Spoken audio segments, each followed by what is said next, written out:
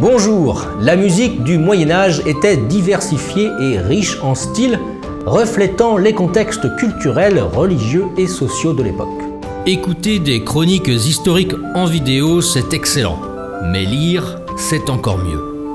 Alors si vous souhaitez en connaître plus sur votre histoire, rendez-vous sur la boutique de ma maison d'édition, les éditions Vox Gallia. Faites le plein de livres et apprenez-en davantage sur ce qui a fait la gloire de notre pays. Bien connaître notre histoire de France nous permettra de mieux la transmettre. Cliquez sur le lien en description de la vidéo pour découvrir tous les livres disponibles. Sachez également que vous pouvez me faire un don sur la plateforme Tipeee pour m'aider dans la réalisation de toutes ces vidéos. Merci et je vous laisse écouter la suite de l'histoire. La musique liturgique était une composante majeure de la musique médiévale. Elle était utilisée dans le cadre de la liturgie chrétienne et se caractérisait par une polyphonie mélodique comme les chants grégoriens qui étaient des chants sacrés monodiques chantés à l'unisson par des chœurs d'église.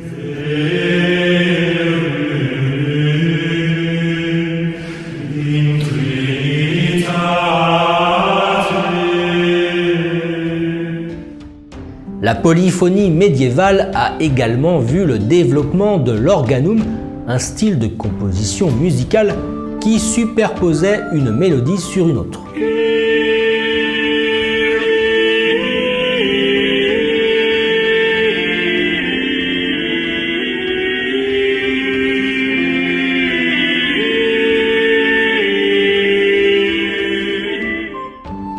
Les chansons profanes étaient des compositions qui ne faisaient pas partie de la liturgie religieuse.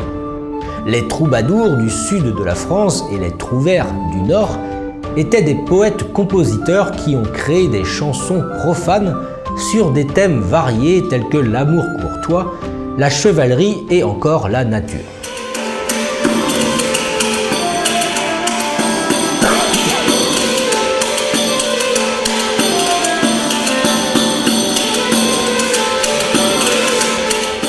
Bien que la musique instrumentale n'ait pas été aussi bien documentée que la musique vocale, il y avait des instruments populaires au Moyen-Âge, notamment la harpe, la lyre, le luth, la veille, la cornemuse, la flûte à bec et le tambour.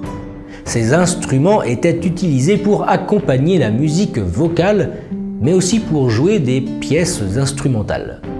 La musique séculière était souvent liée au divertissement et aux festivités. Elle comprenait des chansons folkloriques, des danses et des mélodies destinées à animer les cérémonies de cour, les fêtes populaires et les événements sociaux. Au Moyen-Âge, la musique monodique était prédominante, mais au fil du temps, la polyphonie est devenue de plus en plus importante. La polyphonie était caractérisée par l'utilisation de plusieurs voix chantant simultanément, ce qui a donné naissance à des compositions plus complexes et plus harmonieuses. La notation musicale médiévale était rudimentaire par rapport aux notations modernes. Elle utilisait des systèmes de neumes, des signes musicaux, pour indiquer la hauteur relative des notes, mais ne précisait pas la durée. Les musiciens devaient se fier à la tradition orale pour interpréter la musique correctement. La musique médiévale était influencée par des facteurs à la fois culturels, religieux et géographiques. Elle a évolué considérablement tout au long du Moyen-Âge, passant de la monodie à la polyphonie, nous l'avons vu, et elle a été influencée par des traditions musicales provenant de diverses régions d'Europe, du Moyen-Orient et d'Afrique du Nord. Cette diversité a contribué à créer une riche et complexe tradition musicale qui a laissé une empreinte durable sur l'histoire de la musique occidentale. Au Moyen-Âge, les musiciens étaient souvent des artistes itinérants, des troubadours, des ménestrels, des compositeurs de musique liturgique et des musiciens de cour. Contrairement à l'époque moderne, il était courant que les musiciens médiévaux ne laissent pas de traces écrites de leur travail, ce qui rend difficile l'identification de musiciens spécifiques. Cependant, il existe quelques musiciens médiévaux dont le travail est relativement bien documenté et qui sont considérés comme célèbres pour l'époque. Guillaume de Machaut, né en 1300 et mort en 1377, était un compositeur et un poète français de la fin du Moyen-Âge. Il est considéré comme l'un des plus importants compositeurs de musique de son époque. Il a composé de la musique liturgique, des chansons, des ballades et des motets. Pérotin, époque XIIe siècle, était un compositeur français également associé à l'école de Notre-Dame de Paris. Il est connu pour ses innovations dans la composition de la musique polyphonique, notamment pour l'utilisation de l'organum, un style de musique vocale. Hildegarde de Bingen, née en 1098 et morte en 1179, était une compositrice, théologienne, mystique et religieuse bénédictine allemande.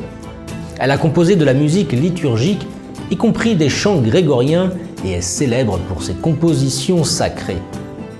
Les troubadours que l'on trouve dans le sud de la France et les trouvères au nord de la France étaient des poètes-compositeurs qui ont joué un rôle majeur dans la création et la diffusion de la poésie lyrique au Moyen-Âge. En voici quelques-uns.